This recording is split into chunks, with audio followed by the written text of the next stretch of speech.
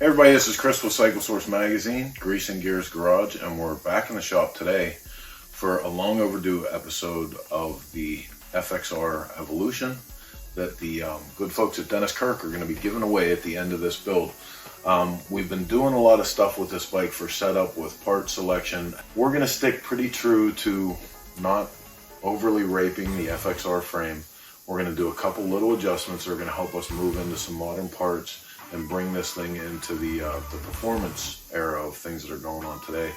What we're going to start with, and if you guys have been with us for a while, you remember my War Pony project where we took the 2003 Ultra Classic through an FXR frame with Paco. We turned it into the Bonneville Salt Flat Racer that it is today.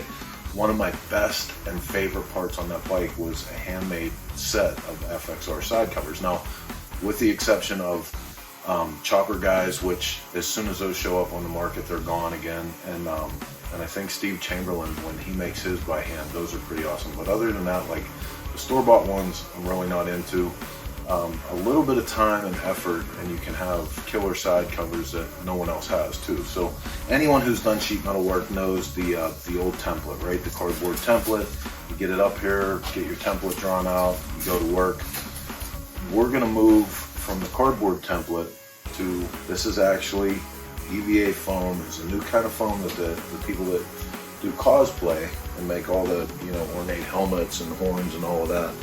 You start out with this foam like this, heat it up, and it actually hardens as it starts to cool. We're going to be using a lot of the tools in the garage. Starting off with the EVA modeling, I'm going to show you guys here today. We'll move on to T-dollies and some slap hammers. We'll be using those in conjunction with the shrinker and stretcher, the beater bag and some hammers.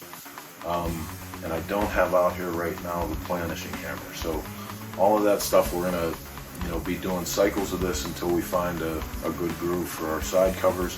Hopefully what we come up with in the end is as nice as the ones that we had on War Pony. But we're gonna start today showing you guys a little bit of this EVA foam model. So let's go check this out. Okay, so a couple things that you're gonna need for this step of the project. Good heat gun. Drill Master makes one. Harbor Freight, 2 speeds, high and low heat.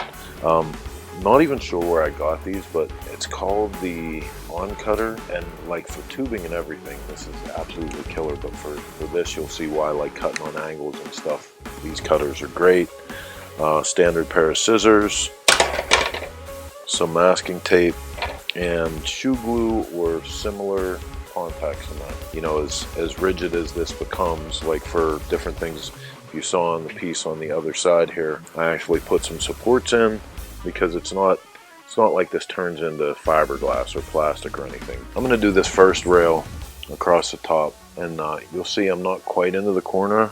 So before I make my indication of where I want to cut this side off, I'm actually going to do the same thing that we do when building frames, and I'm going to cut that on the angle, the complementing angle of the place where it sits. Okay, so now you see it fits up in there a little bit better.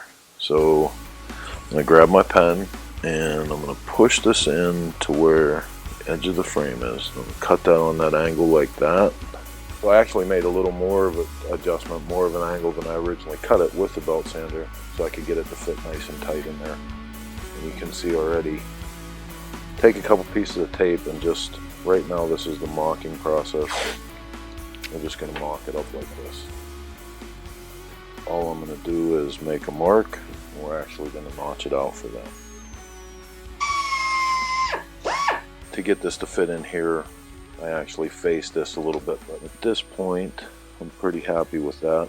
How this thing is following this frame line exactly. We're going to do the same thing here, and we're going to play the same game with this piece here. Take this and clip the end real quick now. It's time to start heating these things up and getting them into place. Okay, I think it's good enough to get started.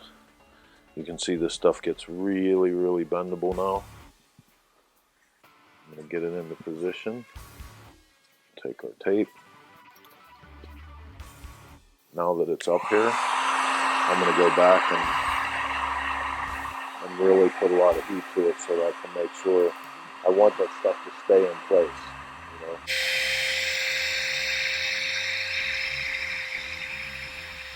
And you just kind of keep working it as it's cooling. Okay, so that's where we're going to wrap up for today. Hopefully when we come back to this, we're going to take you to the next step. We're going to make some paper templates to start cutting our sheet metal out, and we'll start into the process of actually forming these metal side covers. Kind of excited about it. You know, this could be a neat new thing for the industry. It could be a neat new tool.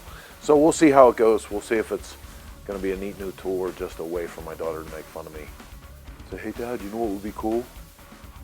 We'll find out in the next episode of Grease and Gears Garage. For now, I want to remind you guys, you can get out to Dennis Kirk today. Dennis Kirk is giving this motorcycle away when it's finished. You want to go to denniskirk.com/garagebuild. Garage Build is a fantastic program that they run for all garage builders to show off their work and form a community. So go and check it out today. Sign up for the FXR Evolution giveaway at Dennis Kirk. I'm Chris from Cycle Source. We'll see you next time.